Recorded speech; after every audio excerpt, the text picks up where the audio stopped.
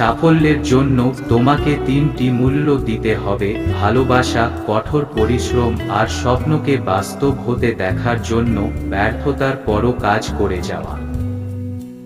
যার মাঝে সীমাহীন উৎসাহ, বুদ্ধি ও একটানা কাজ করার গুণ থাকে, তবে তার সফল হওয়ার সম্ভাবনা সবচেয়ে বেশি। তুমি যদি তোমার সময়ের মূল্য না দাও, তবে অন্যরাও দেবে না। নিজের সময় ও প্রতিভাকে বাজে বিষয়ে নষ্ট করা বন্ধ করো, তাহলেই সফল হবে। সফল মানুষের সাথে অসফল মানুষের প্রধান পার্থক্য শক্তি বা জ্ঞান নয়, পার্থক্যটা হলো সত্যিকারের সফল হওয়ার ইচ্ছা। একজন সফল যোদ্ধা হলো একজন সাধারণ মানুষ যে অন্যদের চেয়ে বেশি মনোযোগী। একটি লক্ষ্য ঠিক করো, সেই লক্ষ্যকে নিজের জীবনের অংশ বানিয়ে ফেলো। চিন্তা করো, স্বপ্ন দেখো, তোমার মস্তিষ্ক, পেশি, রক্তনালী, পুরো শরীরে সেই লক্ষ্যকে ছড়িয়ে দাও, আর বাকি সবকিছু ভুলে যাও। এটাই সাফল্যের পথ।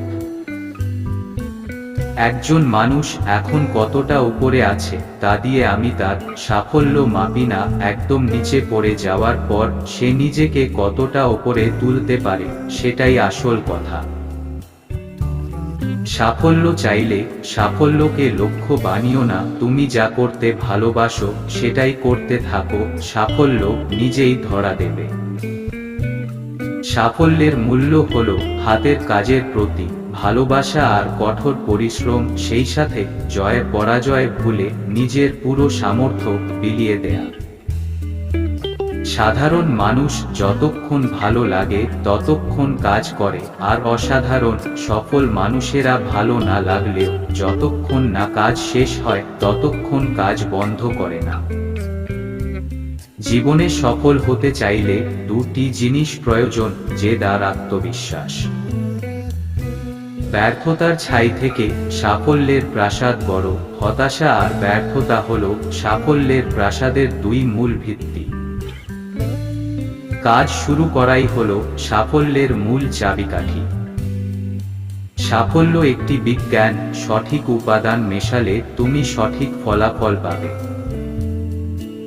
যদি তোমার সমালোচনা করার মতো কেউ না থাকে, তবে তোমার সফল হওয়ার সম্ভাবনা নেই বললেই চলে। আমি মনে করি সাফল্য হলো তুমি যা করতে চাও সেই বিষয়টি সবচেয়ে ভালোভাবে করার চেষ্টা করে যাওয়া। মানুষের জীবনে কঠিন সময় আসাটা খুব দরকার। কঠিন সময়ের কারণে মানুষ সাফল্য উপভোগ করতে পারে।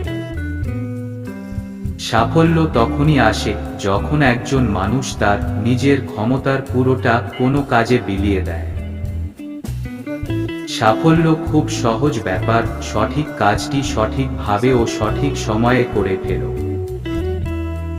সাফল্যের আগুন একা একা জ্বলে না, এটা তোমাকে নিজের হাতে জ্বালাতে হবে। সাফল্য মানে 9 বার পড়ে গিয়ে 10ম বার উঠে দাঁড়ানো। অন্যরা ছেড়ে যাওয়ার পরও দীর্ঘ সময় হাল ধরে রাখতে পারা সাফল্য অর্জন করার জন্য খুব বড় একটা ব্যাপার। সাধারণ সফল আর অসাধারণ সফলদের মধ্যে পার্থক্য হলো অসাধারণ সফলদের না বলার ক্ষমতাও অসাধারণ। ব্যবসার জগতে তারাই সবচেয়ে বেশি সফল যারা তাদের সবচেয়ে ভালো লাগার কাজটি করছে। সাফল্য ঘটে না, তাকে ঘটাতে হয়। সফল হওয়ার চেষ্টা করার বদলে দক্ষ হওয়ার চেষ্টা করো, সাফল্য এমনিই আসবে। অসত্যের পথে সফল হওয়ার চেয়ে সত্যের পথে ব্যর্থ হওয়াও ভালো। সন্তানের সাফল্য চাইলে তাকে মাছ খেতে দেওয়ার বদলে মাছ ধরতে শেখাও।